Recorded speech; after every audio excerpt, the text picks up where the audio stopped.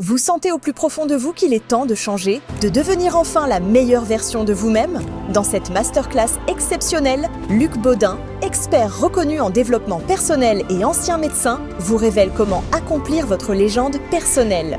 Découvrez les secrets de la force de la pensée, les clés pour élever votre niveau vibratoire et des techniques éprouvées pour transformer votre vie. Pour assister à la masterclass, cliquez sur le lien en haut à droite de l'écran ou en description de cette vidéo. Beaucoup de jeux étaient fabriqués à Marseille, mais en fait l'origine du tarot de Marseille n'est pas du tout marseillaise. Et il y a même une hypothèse qui dirait que ce serait un Florentin du nom de Marsilio Ficino, qui serait un peu à l'origine du tarot à l'Académie de Florence. Enfin, il y a des débats d'experts. Et en fait, ce serait peut-être même le tarot de Marsilio. Et peut-être que le tarot de Marsilio serait devenu tarot de Marseille.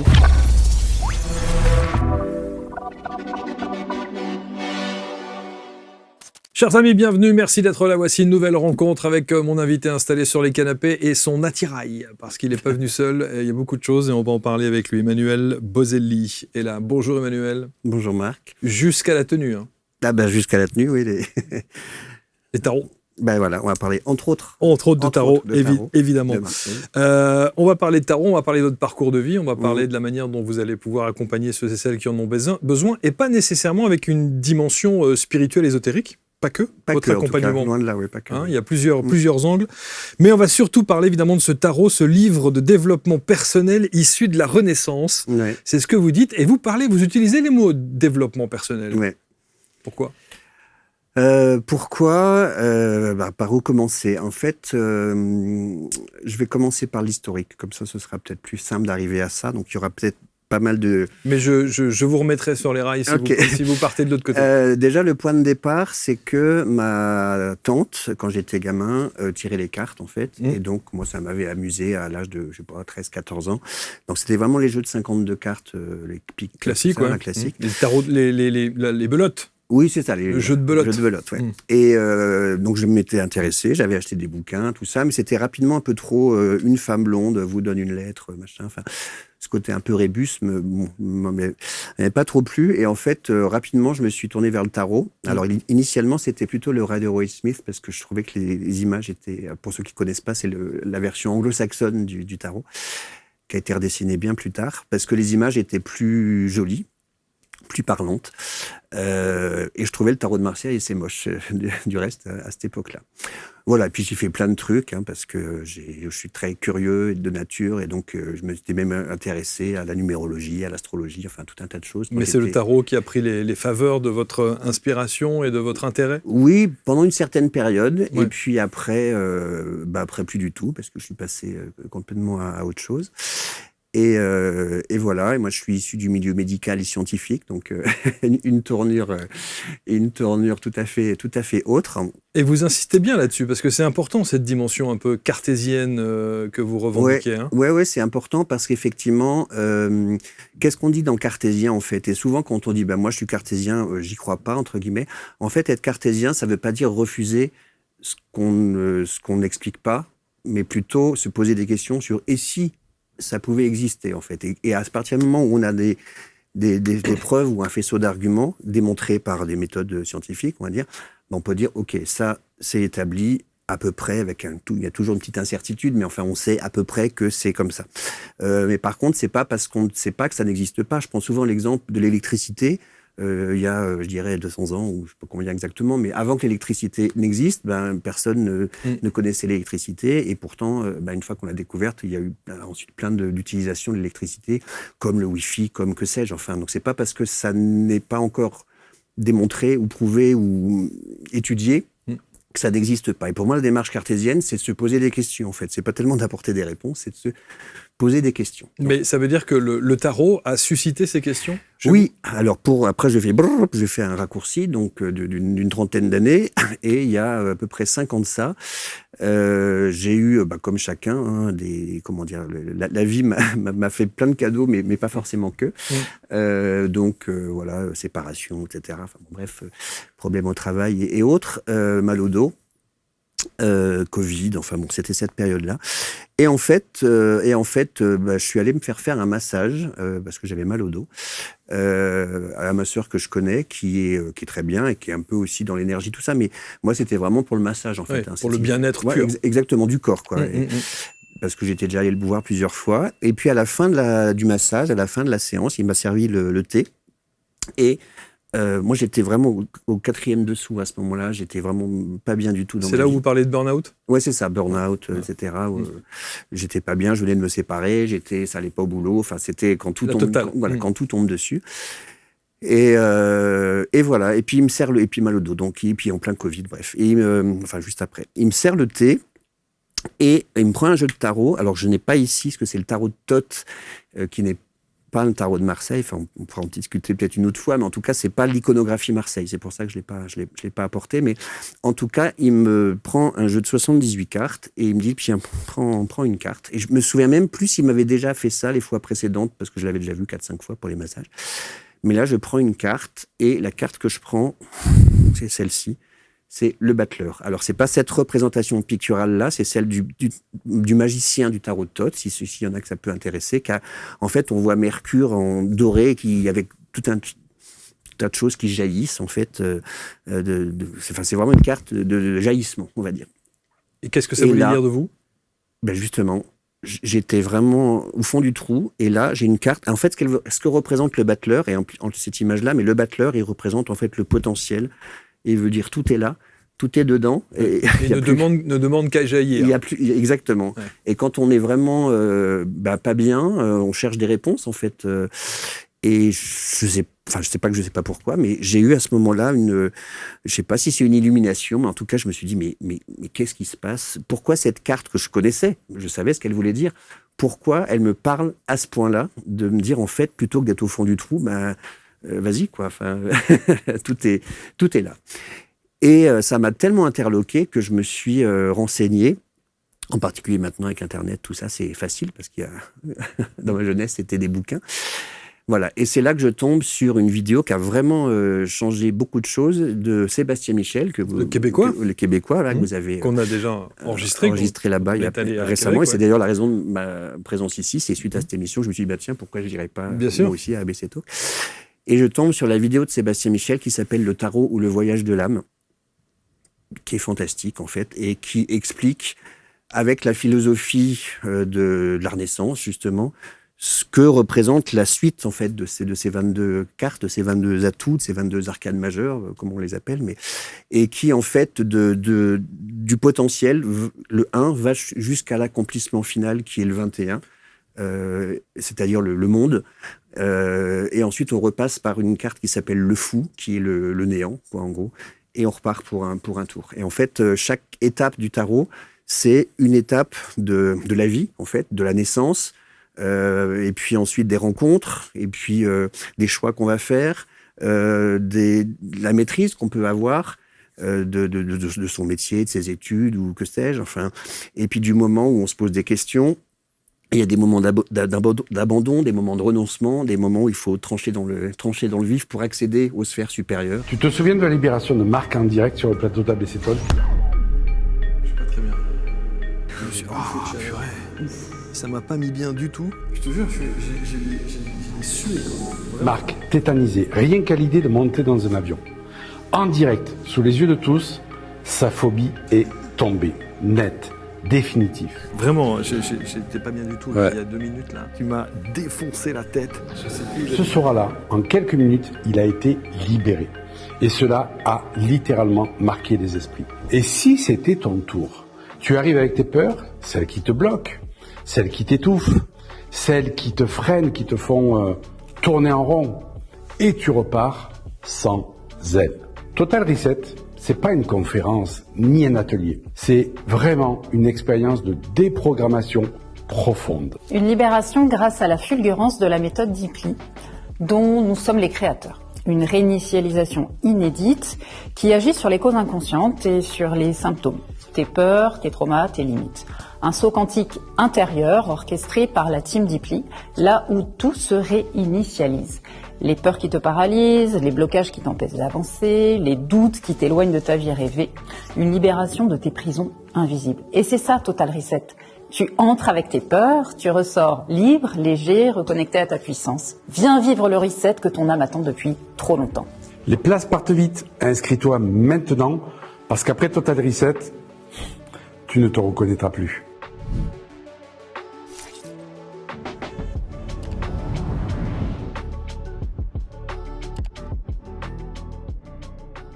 Ce qui m'intéresse de savoir, c'est, Emmanuel, comment est-ce que vous arrivez à trouver cette force au moment où vous êtes effectivement dans cette séance de massage complètement au fond du fond, que surgit effectivement cette carte, qu'elle vous interroge, qu'elle vous questionne et qu'elle vous permet de trouver une signification, et après. Parce que même si vous consultez sur Internet, même si vous êtes encore dans cette période difficile, sombre, de peut-être cette nuit noire de l'âme, comment vous remontez la pente? C'est pas la carte qui va vous donner... Non, c'est pas la carte, bien sûr, mais en tout cas, ça a été le déclencheur, clairement. Et je me suis pris de passion, en fait, repris de passion pour le tarot, de Marseille en particulier, que j'ai commencé cette fois-ci à trouver beau. Là où maintenant j'aime moins les tarots non Marseille, bon là c'est peut-être un débat un peu d'initié, mais qui sont très picturaux et comment dire, c'est autre chose. Mais là, en fait, et j'en ai apporté quelques-uns, en fait... le tarot de Marseille, quand je dis que c'est un livre de développement personnel venu de la Renaissance, déjà quand on s'intéresse à son histoire, moi ça m'a ouvert un monde incroyable. Sauf que son histoire, elle est parfois très controversée, elle est parfois très opposée, Oui. et on ne sait pas très très bien quelle est l'origine du tarot de Marseille. On commence à bien le savoir, justement, enfin, de mieux en mieux le savoir. Déjà, effectivement, vers le 18-19e siècle, il y a eu tout un tas d'occultistes qui ont raconté un peu du grand n'importe quoi avec les histoires du tarot de Thoth, le livre égyptien, etc.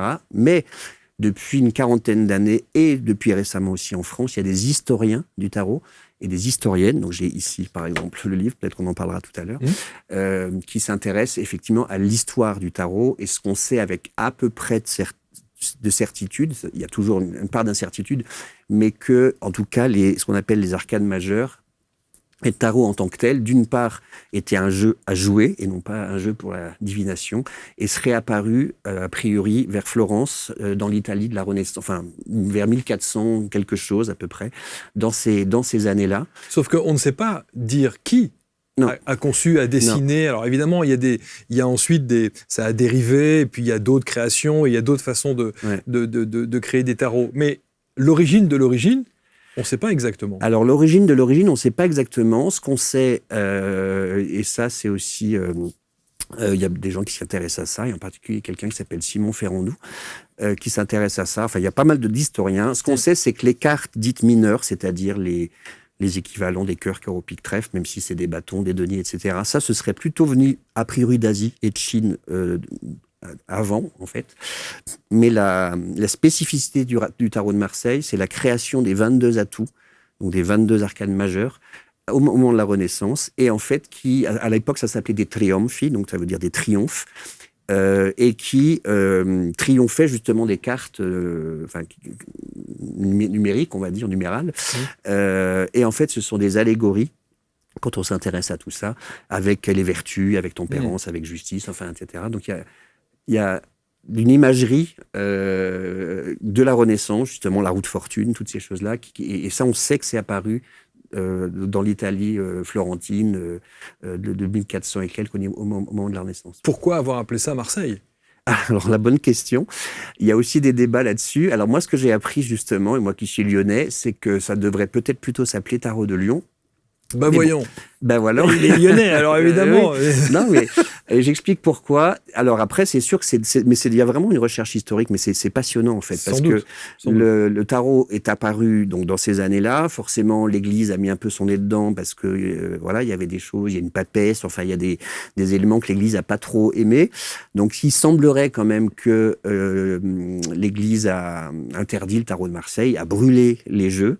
Mais pas les moules, parce qu'en fait c'était gravé sur bois à l'époque, et il semblerait que les moules aient transité probablement via des soldats français qui étaient en Italie à l'époque.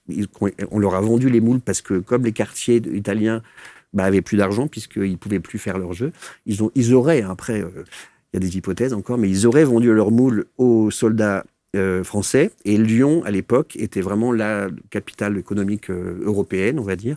Et donc, ces moules auraient été revendus, enfin en tout cas travaillés à Lyon. Et ça s'est développé à partir de Lyon.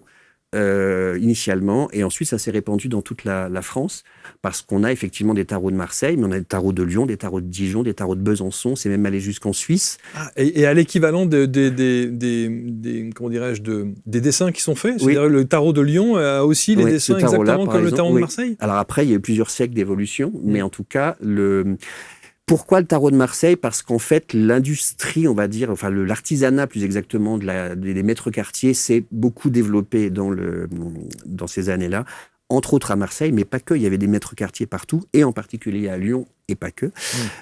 Et petit à petit, dans le langage, ça s'est comment dire, démocratisé en tant que tarot de Marseille, parce que beaucoup de jeux étaient fabriqués à Marseille, mais en fait l'origine du tarot de Marseille n'est pas du tout marseillaise, et il y a même une hypothèse qui dirait que ce serait un Florentin du nom de Marsilio Ficino, qui serait un peu à l'origine du tarot à l'Académie de Florence. Enfin, il y a des débats d'experts et en fait ce serait peut-être même le tarot de Marsilio. Et peut-être que le tarot de Marsilio serait devenu tarot de Marseille. Donc il y a cette hypothèse-là, ou l'autre hypothèse, c'est qu'il y a eu beaucoup de maîtres quartiers à Marseille, et donc ça s'est appelé tarot de Marseille. Et c'est resté. Et c'est resté. Et c'est resté. Alors, il y a aussi une question que je me pose, et j'aurais pu évidemment questionner tous ceux qu'on a reçus ici qui parlent du tarot, et de ce jeu qui est absolument incroyable. La première chose, c'est que vous parlez de divination. Ouais. Et vous n'êtes pas tous d'accord là-dessus. Non. Certains disent, le tarot de Marseille n'a rien de divinatoire.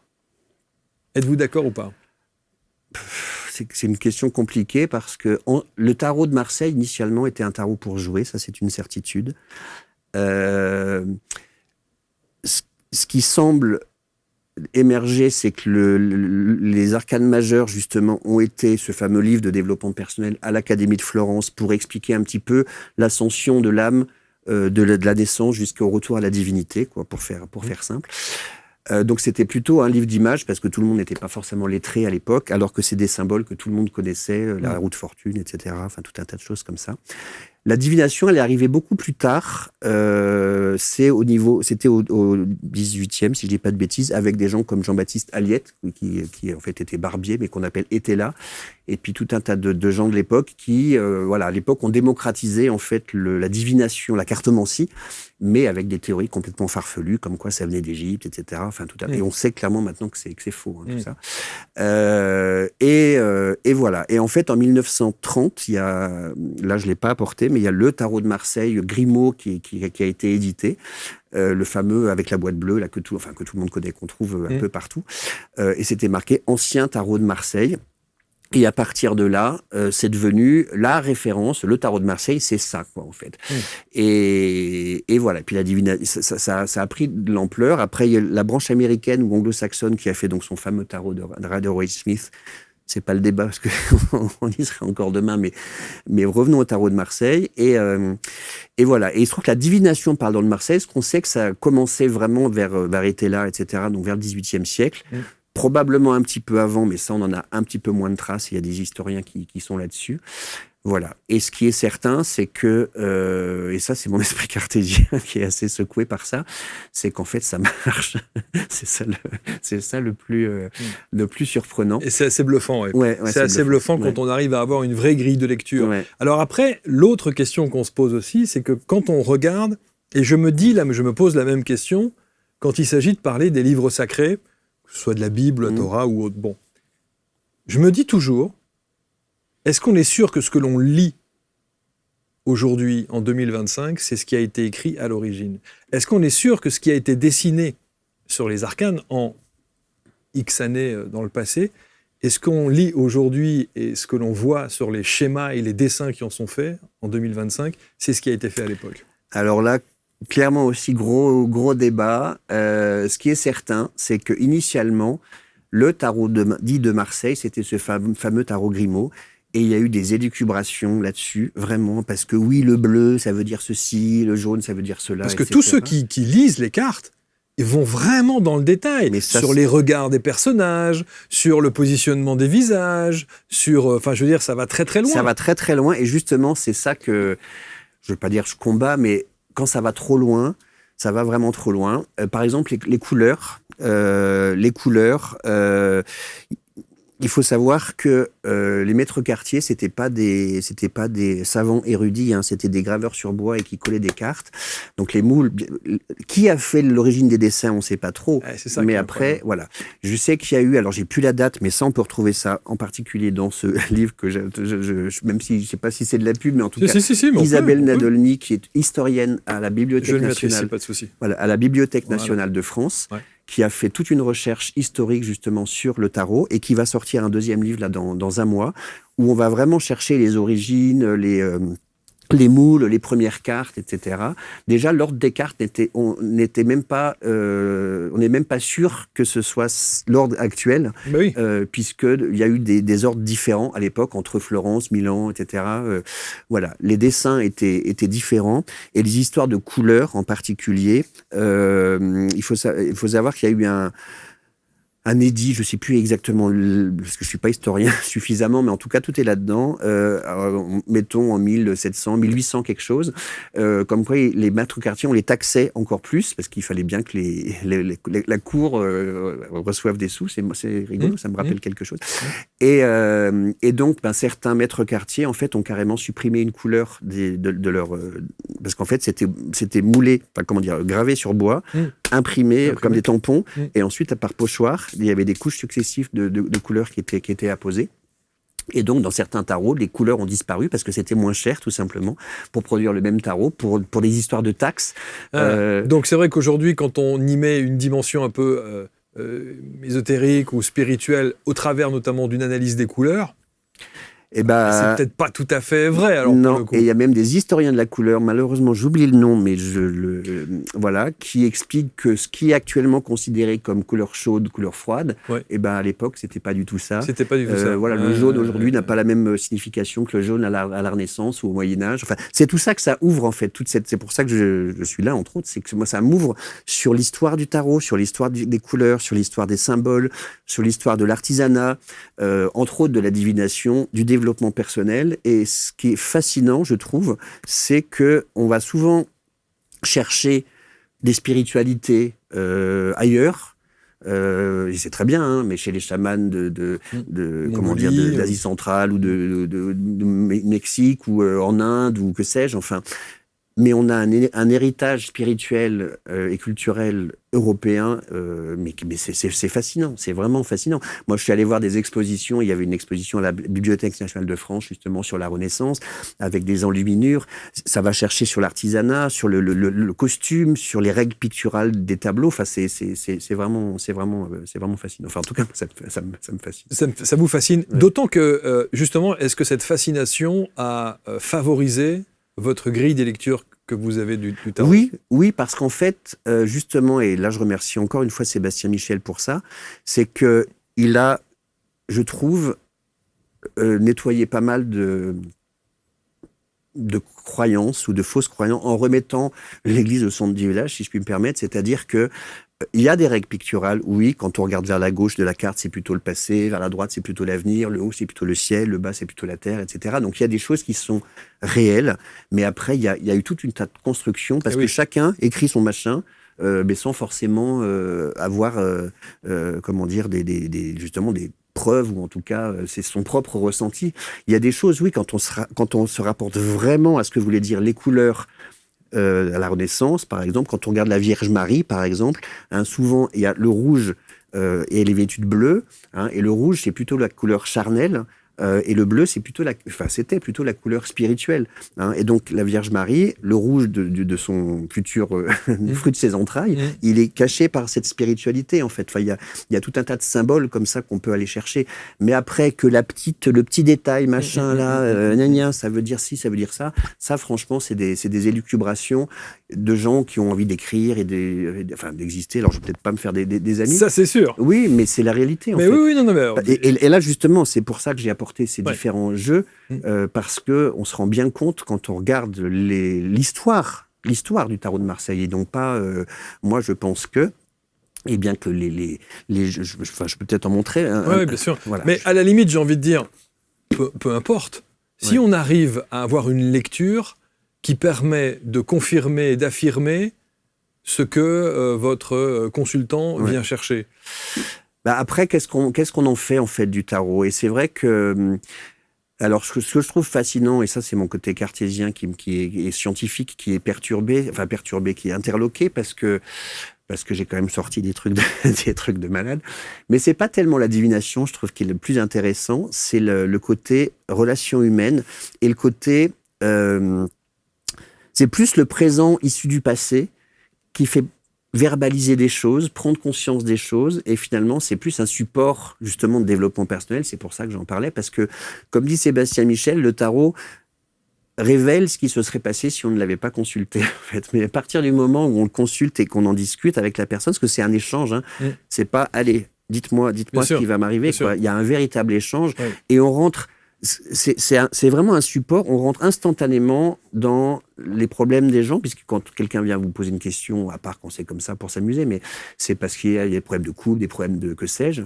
Et ce qui est fascinant, c'est qu'on rentre directement dans le sujet, et avec en plus une écoute bienveillante, et justement mon passé, on va dire, enfin mon passé de soignant, hypnothérapeute, enfin tout un tas de choses, la position d'écoute, la position de soin à l'autre, d'accueil, fait qu'en fait...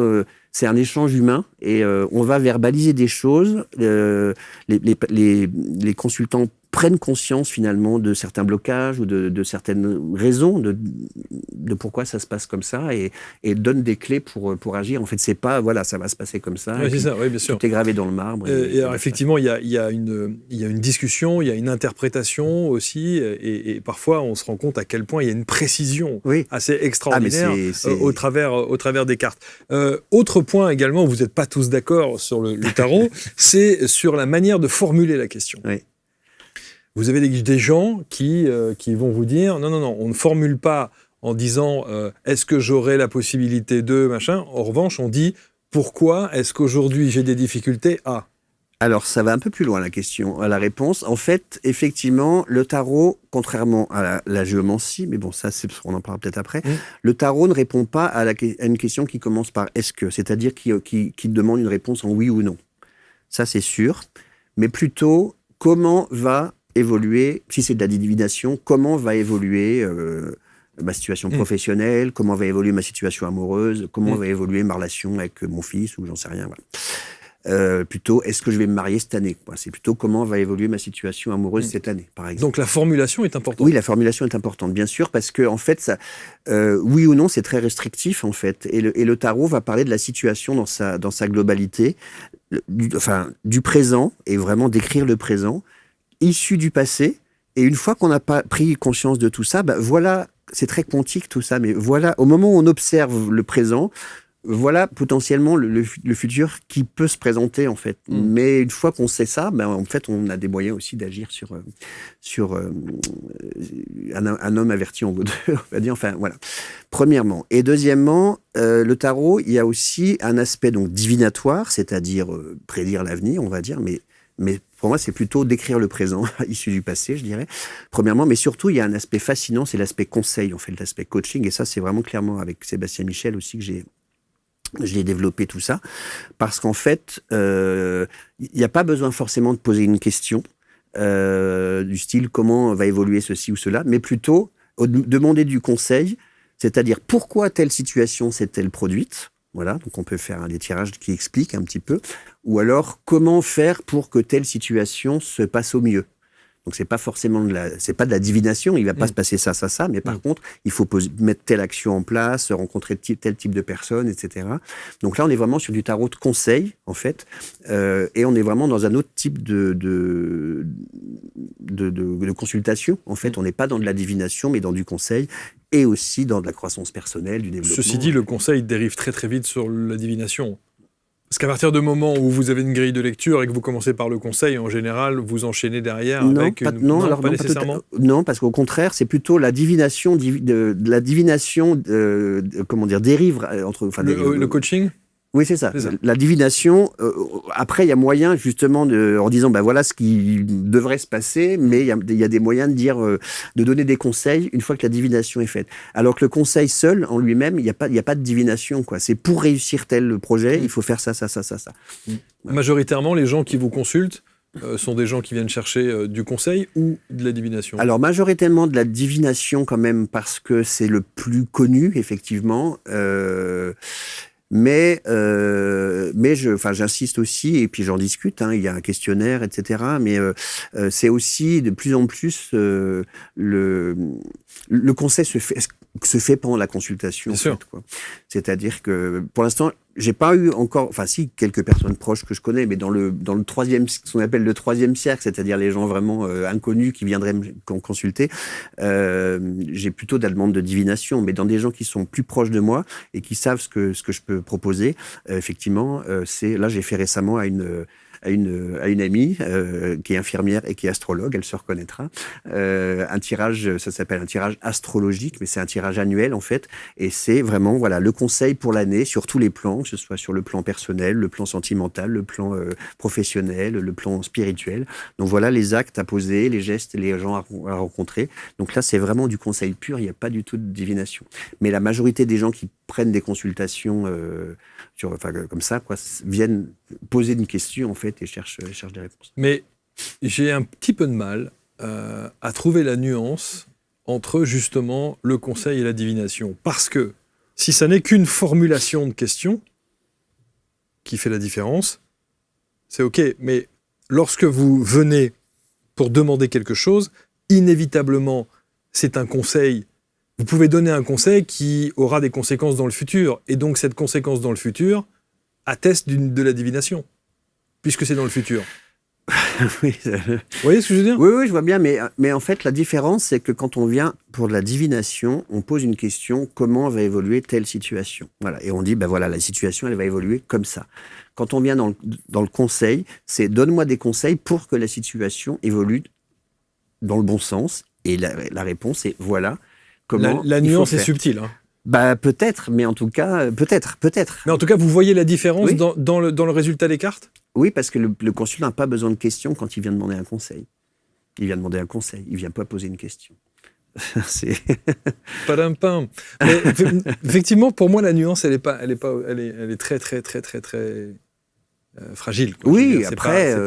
voilà. Sur un conseil, en général, dans la foulée, il y a une réponse qui suscite une réaction divinatoire, une analyse divinatoire. Mais bon, c'est ma façon de le ressentir. Peut-être. En tout cas, on est dans un échange humain. Et on revient à ce que je disais tout à l'heure, c'est que ce qui est frappant, je trouve, c'est que même avec des gens qu'on ne connaît pas, on va au cœur du sujet tout de suite, en fait, et d'autant plus que la position du tarologue, on va dire, elle est dans une posture d'accueil, d'écoute, etc. Et on va vraiment dans un échange humain sans être, c'est pas Madame Irma voit tout justement, et c'est pas la bonne aventure pour dire que tout ira bien, quoi. C'est juste. Et c'est souvent la caricature qu'on en fait. Bien sûr, et c'est dommage parce que c'est pas du tout ça. En fait. Et je suis allé d'ailleurs il y a quelque temps dans des salons.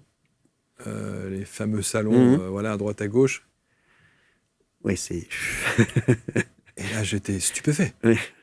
Parce que j'avais jamais fait un salon comme ça. Et quand on arrive dans ces endroits-là, vous avez ces espèces de petites cabines à 10 minutes les 30 €, et on y va, quoi. Et c'est ça qui, je trouve que ça ne redore pas le blason de cette pratique noble, quelque part.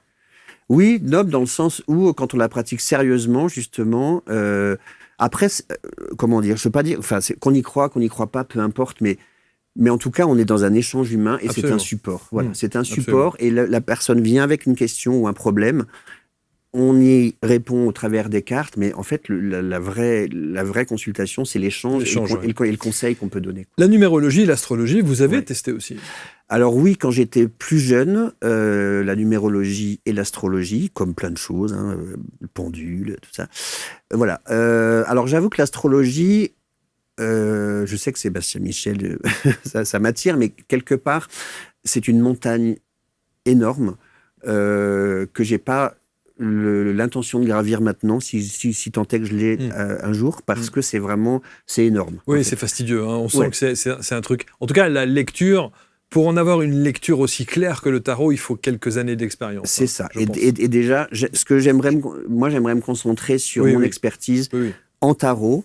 Ce que j'ai découvert au travers de Sébastien Michel et de Chris Hadar aussi, qui était son mentor, c'est ce qu'on appelle la numérologie du tarot. Donc ça, c'est quelque chose de fascinant parce que c'est une numérologie non pas à 9 chiffres, de 0 à 9, comme elle est classiquement utilisée, mais qui utilise les 22 nombres et qui correspond aux 22 arcanes majeures du tarot. Et c'est absolument fascinant et d'une pertinence absolument incroyable.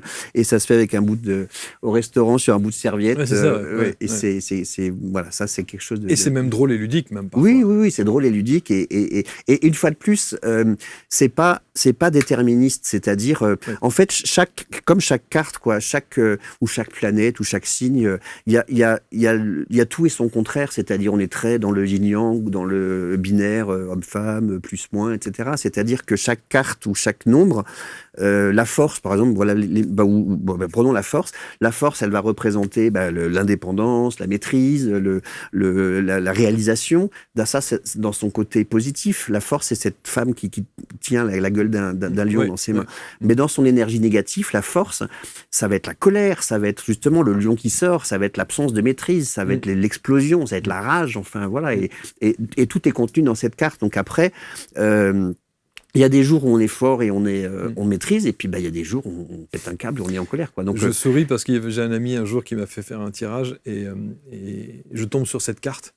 C'est une dame qui tient, donc elle ouvre la gueule du lion, c'est ça, elle le tient comme ça. Elle maîtrise la gueule du lion. Et il me demande de quelle manière j'analyse, qu'est-ce que ça parle, qu'est-ce que ça dit de moi. Et encore, je trouve que sur cette carte-là, je trouve que c'est pas très très bien dessiné, honnêtement.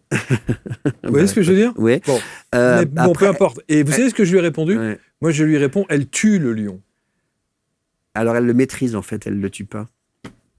Après, tout dépend. Est-ce que c'était un tarot de Marseille ou un Rider-Waite? Non, c'était un tarot de Marseille. Avec cette iconographie-là, parce que toutes les cartes... mais je trouve que celui-là, il est pas très... On va voir. Mais celui-là, il est particulier parce qu'il est verni au savon de Marseille. En plus, il sent bon. Ah bon? Exact. Ah oui, exact. Parce qu'il y a des maîtres quartiers qui font Non, mais celui qu'on connaît tous, là... Je ne l'ai pas apporté. Vous l'avez pas pris. Tout le monde le connaît. Oui, mais c'est juste... Pardon, excusez-moi. C'est celui-là, précisément, c'est sûr, c'est avec ces cartes-là que moi j'ai vu. Non, c'était pas dessiné comme ça. Ça m'énerve. Donc, c'était pas tout à fait... C'était pas tout à fait... En tout cas, voilà. Et lui m'a fait une analyse, effectivement, en disant que si je voyais que cette dame faisait en sorte de maîtriser le lion pour le tuer, voilà, c'est déjà un peu plus... C'est un petit peu plus cohérent sur le principe. Ouais. Voilà. Mais bon, voilà. Donc, encore une fois, il y a plusieurs analyses en fonction de l'image et de l'iconographie que l'on voit dessus. Mais c'est vrai que quand on voit ça, c'est maîtriser cet outil, c'est quand même assez extraordinaire. Et quoi qu'on en dise, ça se vérifie. Oui. C'est ça qui est terrible. Oui, c'est ça qui est fascinant. Mais oui, vraiment fascinant. Mais oui. Parce que certes, ça n'a peut-être pas été pensé pour la divination, mais en fait, ce sont mon explication qui vaut ce qu'elle vaut, mais en fait, on est vraiment dans le développement personnel de la Renaissance, mais on est vraiment dans aussi la psychologie jungienne, qui parle beaucoup d'archétypes et qui parle beaucoup d'individuation. Donc là, je ne sais pas si ça devient trop technique, mais c'est vraiment devenir qui on est, en fait, voilà, pour faire simple. Et ça passe par différentes étapes jusqu'à... On se construit ce qu'on appelle une persona, c'est-à-dire sa personnalité publique, son travail, etc., son caractère, ses relations, etc., jusqu'à certains stades de sa vie, qui est en général vers la trentaine, vers la quarantaine. Mais à l'intérieur, il y a ce qu'on appelle le soi. Et le soi n'est pas forcément la persona, en fait. Le soi, c'est qui on est vraiment au fond de soi, et c'est ce qui demande justement qu'à jaillir. Et c'est cette période-là où, en fait, on se dit, ok, j'ai un métier, j'ai ci, j'ai ça, j'ai telle situation extérieure, mais qui suis-je à l'intérieur, en fait? Et c'est quand on va à la recherche de soi qu'on est vers l'individuation, et ça parle d'archétype, en fait, et voilà, donc tout est là-dedans, en fait. Tout est là-dedans. Ce qui est d'autant plus intéressant, et quand on parle effectivement de la Renaissance, ce serait de savoir si ça n'était pas un outil divinatoire à l'origine, c'est un jeu. Oui. Comment jouait-on? Alors, comment jouait-on? Alors déjà, ce qui est quand même assez fascinant, c'est qu'à 2 pas d'ici, à la mairie d'ici, justement, les Moulineaux, il y a le musée français de la carte à jouer qui est fabuleux. Je ne savais pas. Franchement, c'est pas loin, avec des jeux de cartes, dont des cartes de la Renaissance, des jeux de tarot, tout cartes confondues, hein, c'est pas que du tarot. Mais... Donc voilà, il y a un musée pour ça, juste à côté d'ici, donc à ici, justement. Et puis, il y a des recherches, et là, je remercie Simon Ferrandou en particulier, parce que j'ai suivi une formation qui s'appelle comment il appelait ça? C'est pas le tarot historique, mais le tarot réaliste. Voilà, le tarot réaliste, où lui, il s'est fondé justement sur des travaux, sur des chercheurs, sur des documents de bibliothèque, etc., pour savoir comment on jouait. Voilà, a priori, on jouait comme maintenant, c'est-à-dire que la suite des cartes de 1 à 10, c'était l'ordre numéral. Après, il y avait donc les valets, le cavalier, la dame et le roi, comme maintenant. C'est juste ce qu'on appelle les enseignes qui étaient différentes. C'est-à-dire, c'est pas pique, cœur, carreau, trèfle, mais c'est bâton, denier, épée et denier. Okay, non, qu'est-ce que je dis? Denier, épée, vous avez dit. Bâton, denier, épée et coupe. Voilà. Et coupe. Mais on y jouait comme maintenant, et les atouts battaient les cartes numérales et dans leur ordre, comment dire, de 1 à 22. Quoi. Et l'excuse, le fameux fou, on y jouait a priori comme on y jouait maintenant. Alors il y a probablement quelques petites différences de règles, mais en tout cas, voilà, il y avait les cartes mineures, on a appelé mineures. Après, il y avait les cartes de cour, donc les valets, les rois, etc. Et puis encore plus fort que les cartes de cour, et c'est là qu'était intervenue justement la spécificité du tarot de Marseille, c'est que c'est là qu'ont été rajoutés les atouts à la Renaissance italienne, sur ces cartes qui étaient probablement d'origine chinoise ou asiatique, pour complexifier en fait le jeu. Et ça s'est répandu comme une traînée de poudre, et les gens se sont mis à jouer au tarot, à jouer au tarot. Est-ce qu'on savait qui jouait au tarot? Est-ce qu'il y avait des classes? Alors, oui, disons qu'au départ, on sait qu'il y a des tarots extrêmement enluminés, avec doré à la feuille d'or, etc. En particulier, il y a un tarot connu qui s'appelle le tarot Visconti Sforza, où là, c'était vraiment pour des richissimes, voilà, par exemple, ça, voilà. C'est là? Alors, celui-là, c'est le tarot, je crois que c'est le tarot Rothschild, celui-là. Enfin, c'est voilà, le style de carte. Et ça, il y a ce genre de carte-là au musée de la carte à jouer, juste à côté d'ici. Et là, on est vraiment sur de la carte pour des gens richissimes. Mais effectivement, c'est démocratisé dans cette Italie de la Renaissance. La carte à jouer gravée sur bois et tamponnée. Et jouaient les joueurs, quoi, les joueurs de l'époque. Enfin, il y avait des bars, il y avait des bistrots, il y avait des jeux. Et puis c'est là que l'Église aussi s'en est un petit peu mêlée, parce que les jeux d'argent, ça a été proscrit, etc. Tout ça. Mais on sait que oui, des gens je dirais de toute classe, ou en tout cas jouaient. C'était pas que réservé, loin de là, aux gens de la haute, si j'ose dire. Mais c'était un jeu de cartes en fait. Après. Quand on regarde on va faire un plan là-dessus, mais quand on regarde les cartes là telles qu'on les voit, c'est assez sommaire comme dessin. Ouais. C'est pas. Vous voyez ce que je veux dire? Mais très bien, oui, bien sûr. Ça, c'est aussi c'est assez grossier comme dessin, quand même. C'est grossier. Les traits, c'est des traits un peu grossiers. Et c'est ce qui caractérise justement le tarot dit de Marseille par rapport aux tarots précédents qu'on a pu voir, qui sont les tarots italiens, avec c'est plus des tableaux presque. Enfin, alors que là, on est plus dans de l'art naïf, ou en tout cas, plus simple, effectivement. Et c'est ça qui caractérise le tarot dit de Marseille. Il y a des types 1 et des types 2 en plus. Enfin, voilà. Et voilà. Là, l'origine, par contre, on ne sait pas trop comment on est passé des images peintes, enluminées, à la feuille d'or, etc., à ces représentations typiques d'un tarot de Marseille, quoi. Enfin, ou en tout cas dit de Marseille. Vous êtes toujours autant fasciné par ce jeu? Mais plus ça va, plus par ce support. Mais bien sûr, parce que c'est une découverte incessante en fait d'un simple jeu. je m'intéresse à l'histoire de la Renaissance. Je suis allé voir des expositions. Là, j'ai rencontré des maîtres quartiers, par exemple, comme je montrais tout à l'heure. Enfin, ça, c'est des cartes qui sont fabriquées comme à l'époque, à la main, une par une. Et le vernis là-dessus, c'est du savon de Marseille. Enfin, là, ça se sent pas à la caméra, mais c'est fascinant. Il y a le tarot. Ce qui est étonnant aussi, c'est que il sort des frontières de France. Alors, le tarot le plus connu, c'est le Rider-Waite, le fameux américain. Mais en fait, c'est marrant, dans le monde hispanique en particulier, on a un développement, une utilisation du tarot. Il y a des congrès de tarot de Marseille à Madrid, par exemple, en Espagne. Enfin, je trouve ça absolument fou. Là, ça, c'est un jeu qui a été peint à la main par une Espagnole, par exemple. Je sais qu'en Amérique du Sud, le tarot de Marseille, c'est vraiment le tarot de Marseille qui est utilisé et pas le tarot, anglo-saxon. Et un autre truc fascinant aussi, c'est qu'actuellement, j'ai apporté ici, donc ça, c'est... il s'appelle le tarot Vachier. Il s'appelle comme Vachier. Ça. Oui, parce que c'était Monsieur Vachier. Monsieur Vachier. Okay. Voilà. Et ça vient de sortir. C'est un passionné qui s'appelle Yves Reynaud qui fait des reproductions, bien sûr, des reproductions de tarot historiques. Et ça, c'est le plus ancien. Ouais. Voilà, c'est le plus ancien jeu de tarot complet qui a été retrouvé à ce jour dans une collection, qui a été vendue aux enchères, etc. Le jeu était intact. Il date de 1639, très exactement. Donc le plus vieux jeu, il est sorti il y a 1 an à peu près. Il a été ressorti de sa grotte il y a 1 an. Le plus vieux jeu complet de tarot dit de Marseille retrouvé à ce jour, avec cette iconographie-là, c'est ce tarot Vachier qui date de 1639. Et puis peut-être que dans 1 an, 2 ans, 5 ans, on retrouvera un tarot de encore antérieur, quoi. Du coup, vous les collectionnez ? Oui. Ouais. Voilà. Est-ce que, en fonction de leur histoire, en fonction de leur époque, ils ont une sensibilité différente dans l'approche et le questionnement que vous pouvez avoir ? C'est-à-dire c'est-à-dire que lorsque vous utilisez tel ou tel jeu, en fait, il y a une sensibilité particulière ? Non, en fait, j'utilise un tarot pour jouer.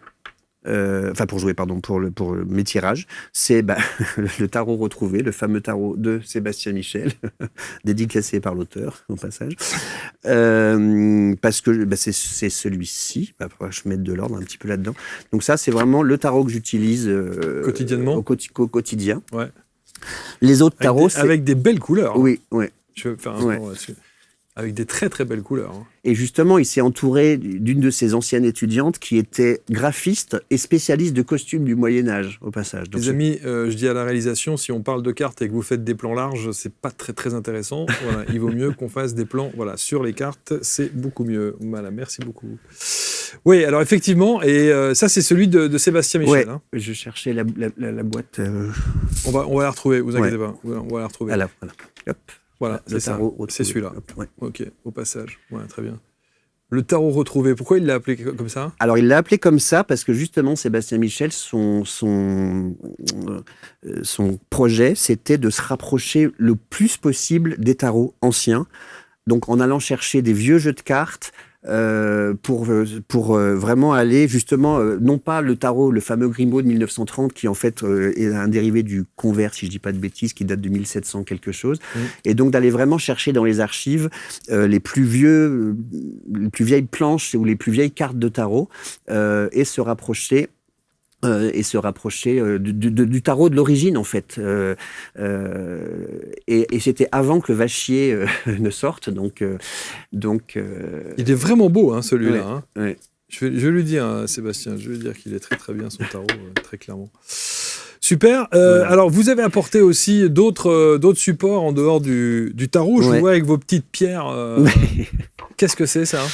Alors ça, c'est quelque chose aussi que Sébastien Michel m'a fait découvrir. Que vous utilisez ? Oui, ça c'est quelque chose d'assez fascinant. Au début, j'ai cru que c'était des runes, mais non, rien à voir. C'est pas des, non, rien à voir, oui et non. C'est pas des runes, parce qu'en fait, les runes, c'est un peu comme des cartes, en fait, c'est-à-dire qu'il y a des inscriptions, il y a des symboles. Il y a des symboles et dessus. Puis on tire les runes et voilà. Alors qu'en fait, la géomancie, ce qui est fascinant, c'est que là, on va encore plus loin dans l'histoire. C'est le plus vieil art divinatoire connu à ce jour.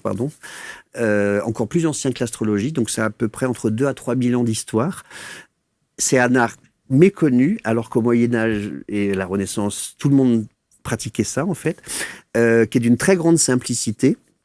En plus, j'adore parce que ça utilise des noms latins. Enfin, il y a tout un tas de choses super, une fois de plus, par rapport à cet héritage-là. Et ce que je trouve aussi fascinant dans l'histoire, c'est que en fait, c'était très très répandu et ça l'est d'ailleurs encore beaucoup en Afrique en particulier. L'origine serait perse ou africaine. Ça se pratique dans tous les pays du monde, mais plutôt en Afrique. Le yiking ou le yijing, je ne sais pas comment on prononce, en Asie serait un peu dérivé aussi de ça. Et en fait, ce qui est rigolo, c'est qu'à la Renaissance, justement, il y avait des combats entre les astrologues et les géomanciens, parce que forcément, il fallait gagner sa croûte. Et pour aller à la cour du roi, ou en tout cas dans les bonnes maisons, il fallait vendre ses services. Et en fait, pour être astrologue à l'époque, il fallait être érudit. Parce que maintenant, on a des logiciels, etc. Mais il fallait connaître l'astronomie, la position des planètes, etc. Donc, c'était vraiment réservé à des gens très, très érudits. Alors que la géomancie, il faut savoir compter jusqu'à 1 ou jusqu'à 2. Enfin, c'est très simple. Et donc, pour garder leur place à la cour du roi, dans les grandes maisons, les astrologues ont complexifié la géomancie pour que ça devienne complètement une usine à gaz. Tellement usine à gaz que c'est tombé en désuétude. Et ça a quasiment disparu, en tout cas en France, mais en Europe. Alors là, c'est des petites pierres ? Oui, là, c'est des pierres, mais en fait, géomancie, ça veut dire géo, c'est la terre, et mancie, c'est la divination, en fait. Mais ça peut, en fait, initialement, c'était plutôt en Afrique, avec des bâtons, on peut taper comme ça dans le sable, des traits comme ça, et en fait compter s'il y a un nombre pair ou s'il y a un nombre impair, tout simplement. Donc ça peut se faire aussi maintenant avec un papier, un stylo. Alors faites voir la gestuelle qu'on fait avec ces pierres. Alors la gestuelle, viennent d'où ces pierres? Là, c'est de l'obsidienne. Ah, c'est d'accord. Mais bon, voilà, faut que ce soit naturel. Après, chacun fait bien comme il veut. Bien sûr. C'est censé être un oracle de la terre. Alors, j'avais une petite boîte en bois pour les mettre dedans, mais malheureusement, elle avait une petite vitre, la boîte, et elle s'est cassée. Donc c'est pour ça que je l'ai mise dans un sachet. Okay. Voilà. Et l'idée, en fait, c'est de monter une figure à 4 étages qui correspondent aux 4 éléments du ciel vers la terre. Et donc, on pose sa question. Alors là, il y a plusieurs types de tirages, mais là, pour montrer ce que c'est, on pose sa question. Et là, justement, pour répondre, est-ce que oui ou non, je vais avoir tel ou tel emploi, ou que sais-je. Et en fait, l'idée, c'est de prendre comme ça 4 séries de pierres, ou de coquillages, ou de tout ce qu'on veut. Et ensuite, 2 par 2, comme ça, on enlève pour savoir combien il en reste. Voilà, donc là, il m'en reste une. Là, il m'en reste 2. Donc, on ramène tout à 1 ou à 2, en fait, ce qui fait écho à le bien, le mal, le jour, la nuit, enfin, l'aspect binaire du monde, on va dire. Là, il m'en reste une, et là, il en reste une. Voilà. Et donc, cette figure-là, elle s'appelle Puella. Donc, c'est ça que je trouve aussi très joli, parce que c'est des noms latins, donc il y a ce côté histoire. On dirait que vous préparez une pizza. C'est ça, c'est une pizza avec romane. des olives. Mais il vaut mieux un tapis, parce que sinon les pierres... Ah oui, bien sûr, c'est pour ça. Bien sûr. Et en fait, Puella, elle va représenter, ça veut dire la jeune fille en latin, et elle va représenter tout ce qui va être agréable, tout ce qui va être la séduction, tout ce qui va être joli, beauté, tranquille, la beauté, etc. Dans son aspect positif, on va dire, et dans son aspect négatif, ça va être plutôt un petit peu la frivolité, ou un petit peu la manipulation par la séduction, ou le fait d'être un peu inconséquent, voilà. Et donc, on pose sa question. Il y a différents, il y a pas mal de choses à dire, mais en tout cas, voilà le principe, c'est d'avoir des figures comme ça. En tout, il y a 16 figures. D'ailleurs, j'invite tous les auditeurs, j'ai fait une conférence là-dessus sur ma chaîne YouTube, au passage, donc comme ça, ça pourrait être expliqué. Et en fait, de manière très très simple, avec 16 figures, donc on a 16 archétypes, en gros, après on les combine, etc. Il y a de la technique, mais très simplement, on peut avoir des réponses. Et ce qui est assez fascinant aussi, c'est la pertinence. C'est la pertinence d'un truc aussi, entre guillemets, aussi simple que ça. Et on retrouve des vieux manuscrits aussi, parce que là, c'est juste un tirage à une figure, mais le tirage complet, ça s'appelle un écu géomantique, où en fait, il y a 15 figures. Et en fait, il y a 12 de ces figures qui sont rangées dans les maisons astrologiques. Pour ceux qui connaissent un peu l'astrologie, il y a 12 signes, mais il y a aussi 12 maisons. Et chaque maison représente un secteur particulier de la vie. La maison 1, c'est l'ascendant. Ça représente soit la personnalité, etc. La maison 2, c'est plutôt l'argent. La maison 3, c'est plutôt l'entourage, etc. Et en fait, on retrouve des manuscrits, on retrouve des écus géomantiques dans des trucs du Moyen-Âge. Je crois que c'était chez les Medici ou chez les Borgia. Je crois que c'est les Medici. Ils ont, dans leur emblème, ils ont cette figure qui s'appelle carcère. Carcère, ça veut dire la prison, hein, l'univers carcéral, et qui est représenté par cette figure en enclos, comme ça. Et ça, c'est sur le blason, si je dis pas de bêtises, je crois que c'est les Medici ou les Borgia, je sais plus, mais voilà, de la Renaissance. Donc c'était vraiment un art extrêmement répandu, extrêmement connu, extrêmement pertinent en plus, et qui a quasiment disparu, et qui revient un petit peu aussi là, au goût du jour, et qui me ramène là aussi, une fois de plus, à l'histoire de la Renaissance, à toutes ces choses-là. Et donc, moi, ce qui me passionne, c'est, bon, d'une part, c'est rigolo, mais en plus de ça, moi, ça, vraiment, voilà, depuis 2-3 ans, je découvre un univers d'histoire, de spiritualité oui, parce que ça va bien plus loin que, je veux dire, l'analyse de la question qui est posée, ça va bien plus loin que ça. Parce que c'est les 4 éléments, etc. C'est tout un tas de choses. Et alors après, on peut se moquer des 4 éléments, machin, mais en fait, on a vraiment un héritage. Les mots changent peut-être, mais les atomes, les éléments, enfin. Et c'est là où on se rend compte à quel point les différentes pratiques, à quel point tout est ultra lié, quoi. Le tarot, la numérologie, l'astrologie, tout ça, c'est la même chose, en fait. C'est ça, tout dépend. Est-ce qu'on fait un horoscope où un Madame Irma vous dit tout et vous allez gagner au loto et trouver l'amour en sortant, en restant chez vous, à attendre qu'il vienne sonner à la porte. Ça, c'est vraiment le cliché de la voyante avec son turban, la boule de cristal, etc. Et en fait, là, je trouve le vrai apport, c'est ça, c'est cet échange humain. On est vraiment dans l'humain, avec un support, quel qu'il soit, mais on rencontre des gens, on parle d'un problème, on va au cœur du truc, et la première parole qu'on prononce, on voit que la personne, elle est abasourdie de se dire, mais on parle de moi, quoi. Enfin, c'est fascinant. C'est ça qui est fascinant. On va mettre évidemment, alors bien sûr, on peut vous consulter parce qu'on a parlé bien sûr du tarot de Marseille, on a parlé de la géomancie, un petit peu de numérologie, et il y a des tas d'autres choses que vous pouvez découvrir dans l'univers d'Emmanuel Boselli.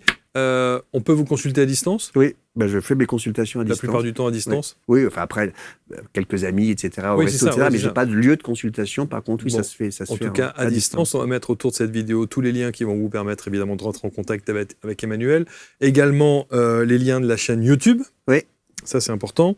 Et puis, l'ensemble des réseaux. Alors, c'est vrai que quand on regarde et quand on vous demande ce que vous faites dans la vie, c'est pas un titre que vous avez, c'est une en-tête de lettres. C'était Emmanuel, Emmanuel Boselli, accompagnant et conseil divinatoire, tarot de Marseille, numérologie du tarot et géomancie. Bon, ça c'est la vitrine globale.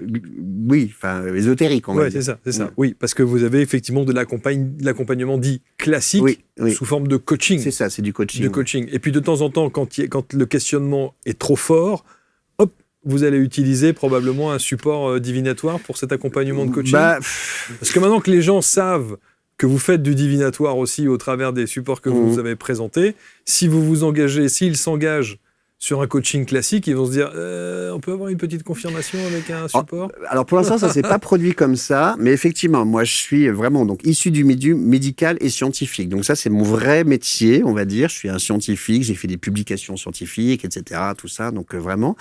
Là, suite à des burn-out et autres, je me reconvertis effectivement dans l'accompagnement ou le coaching, et en particulier des soignants en burn-out qui en ont bien besoin, ou en tout cas des personnes en mal-être professionnel essentiellement, ou pas que, mais en tout cas pour les aider sur le chemin de la transformation et du développement personnel avec des techniques de coaching classiques.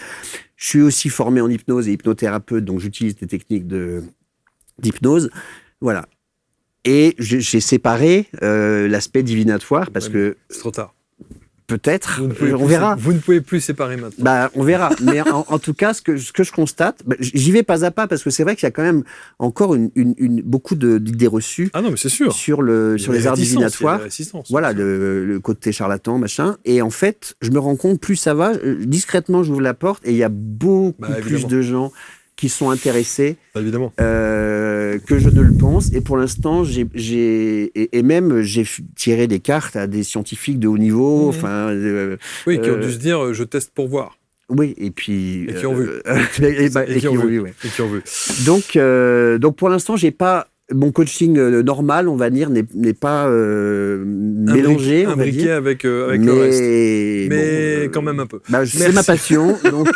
Évidemment. Voilà. Merci beaucoup, Emmanuel. Avec plaisir. Merci, c'était pour vraiment l'invitation. très intéressant. Je pense qu'on a rarement fait une émission, alors on en a fait plusieurs sur le tarot et sur ces supports-là, mais rarement de cette manière-là, avec justement cette dimension historique qu'il peut y avoir avec les maîtres Cartier et autres, et l'origine du tarot. Et ça, c'était très intéressant. Merci, commentez avec bienveillance comme toujours, partagez, et puis on se retrouve très vite pour une prochaine rencontre. Merci à tous, salut.